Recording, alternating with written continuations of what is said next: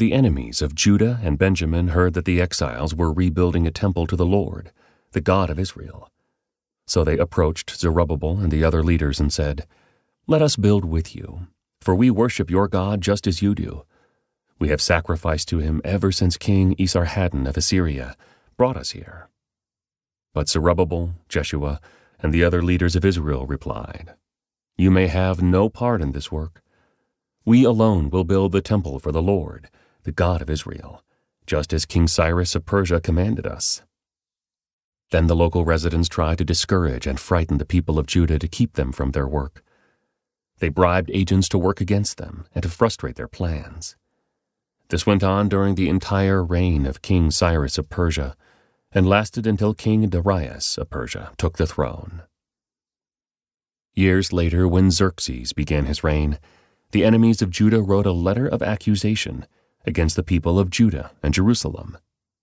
Even later, during the reign of King Artaxerxes of Persia, the enemies of Judah, led by Bishlam, Mithredath, and Tabeel, sent a letter to Artaxerxes in the Aramaic language, and it was translated for the king. Rehum the governor and Shimshai the court secretary wrote the letter, telling King Artaxerxes about the situation in Jerusalem. They greeted the king for all their colleagues, the judges and local leaders, the people of Tarpel, the Persians, the Babylonians, and the people of Erech, and Susa, that is, Elam. They also sent greetings from the rest of the people whom the great and noble Ashurbanipal had deported and relocated in Samaria and throughout the neighboring lands of the province west of the Euphrates River. This is a copy of their letter.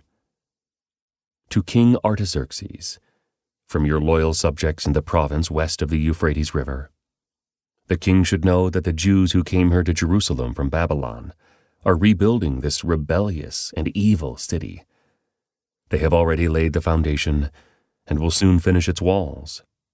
And the king should know that if this city is rebuilt and its walls are completed, it will be much to your disadvantage, for the Jews will then refuse to pay their tribute, customs, and tolls to you.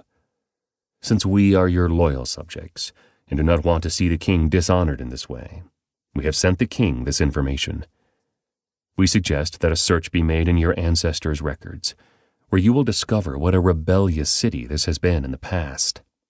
In fact, it was destroyed because of its long and troublesome history of revolt against the kings and countries who controlled it. We declare to the king that if this city is rebuilt and its walls are completed, the province west of the Euphrates River will be lost to you." Then King Artaxerxes sent this reply. To Rehum the governor, Shimshai the court secretary, and their colleagues living in Samaria and throughout the province west of the Euphrates River, greetings. The letter you sent has been translated and read to me. I ordered a search of the records and have found that Jerusalem has indeed been a hotbed of insurrection against many kings. In fact, rebellion and revolt are normal there. Powerful kings have ruled over Jerusalem and the entire province west of the Euphrates River, receiving tribute, customs, and tolls. Therefore, issue orders to have these men stop their work. That city must not be rebuilt, except at my express command. Be diligent, and don't neglect this matter, for we must not permit the situation to harm the king's interests. When this letter from King Artaxerxes was read to Rehum, Shimshai, and their colleagues, they hurried to Jerusalem. Then, with a show of strength, they forced the Jews to stop building. So the work on the temple of God in Jerusalem had stopped, and it remained at a standstill until the 2nd year of the reign of King Darius of Persia. At that time the prophets Haggai and Zechariah, son of Iddo, prophesied to the Jews in Judah and Jerusalem. They prophesied in the name of the God of Israel who was over them, Zerubbabel, son of Shealtiel, and Jeshua, son of Jehozadak, responded by starting again to rebuild the temple of God in Jerusalem. And the prophets of God were with them and helped them. But Tatanai, governor of the province west of the Euphrates River, and Shethar-Bazanai and their colleagues soon arrived in Jerusalem and asked, "Who gave you permission to rebuild this temple and restore this structure?" They also asked for the names of all the men working on the temple. But because their God was watching over them, The leaders of the Jews were not prevented from building until a report was sent to Darius, and he returned his decision. This is a copy of the letter that Tadenai, the governor, Shethar-Bozenai, and the other officials of the province west of the Euphrates River sent to King Darius. To King Darius, greetings. The king should know that we went to the construction site of the temple of the great God in the province of Judah. It is being rebuilt with specially prepared stones, and timber is being laid in its walls. The work is going forward with great energy and success. We asked the leaders, "Who gave you permission to rebuild this temple and restore this structure?" And we demanded their names so that we could tell you who the leaders were. This was their answer. "We are the servants of the God of heaven and earth, and we are rebuilding the temple that was built here many years ago by a great king of Israel. But because our ancestors angered the God of heaven, he abandoned them to King Nebuchadnezzar of Babylon, who destroyed this temple and exiled the people to Babylonia. However, King Cyrus of Babylon, during the first year of his reign, issued a decree that the temple of God should be rebuilt. King Cyrus returned the gold and silver cups that Nebuchadnezzar had taken from the temple of God in Jerusalem and had placed in the temple of Babylon. These cups were taken from that temple and presented to a man named Sheshbazzar, whom King Cyrus appointed as governor of Judah. The king instructed him to return the cups to their place in Jerusalem and to rebuild the temple of God there on its original site. So this Sheshbazzar came and laid the foundations of the temple of God in Jerusalem. The people have been working on it ever since, though it is not yet completed. Therefore, if it pleases the king, we request that a search be made in the royal archives of Babylon to discover whether King Cyrus ever issued a decree to rebuild God's temple in Jerusalem, and then let the king send us his decision in this matter." So King Darius issued orders that a search be made in the Babylonian archives, which were stored in the treasury. But it was at the fortress of Ecbatana in the province of Media that a scroll was found. This is what it said. Memorandum. In the first year of King Cyrus's reign, a decree was sent out concerning the temple of God at Jerusalem. Let the temple be rebuilt on the site where Jews used to offer their sacrifices, using the original foundations. Its height will be 90 feet, and its width will be 90 feet. Every 3 layers of specially prepared stones will be topped by a layer of timber. All expenses will be paid by the royal treasury. Furthermore, the gold and silver cups, which were taken to Babylon by Nebuchadnezzar from the temple of God in Jerusalem, must be returned to Jerusalem and put back where they belong. Let them be taken back to the temple of God. So King Darius sent this message.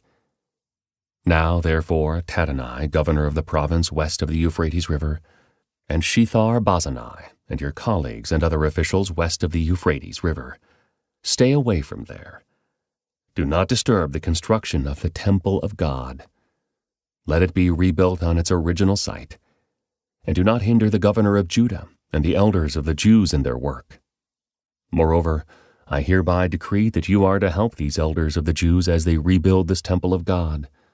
You must pay the full construction costs, without delay, from my taxes collected in the province west of the Euphrates River, so that the work will not be interrupted. Give the priests in Jerusalem whatever is needed in the way of young bulls, rams, and male lambs for the burnt offerings presented to the God of heaven.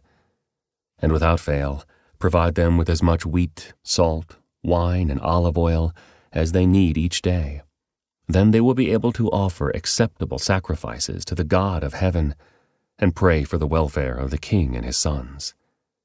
Those who violate this decree in any way will have a beam pulled from their house. Then they will be lifted up and impaled on it, and their house will be reduced to a pile of rubble. May the God who has chosen the city of Jerusalem as the place to honor his name destroy any king or nation that violates this command and destroys this temple. I, Darius, have issued this decree. Let it be obeyed with all diligence. Tadenai, governor of the province west of the Euphrates River, and Shethar-Bozenai and their colleagues complied at once with the command of King Darius. So the Jewish elders continued their work, and they were greatly encouraged by the preaching of the prophets Haggai and Zechariah, son of Iddo. The temple was finally finished, as had been commanded by the God of Israel and decreed by Cyrus, Darius, and Artaxerxes, the kings of Persia. The temple was completed on March 12th, during the 6th year of King Darius's reign. The temple of God was then dedicated with great joy by the people of Israel, the priests, the Levites, and the rest of the people who had returned from exile.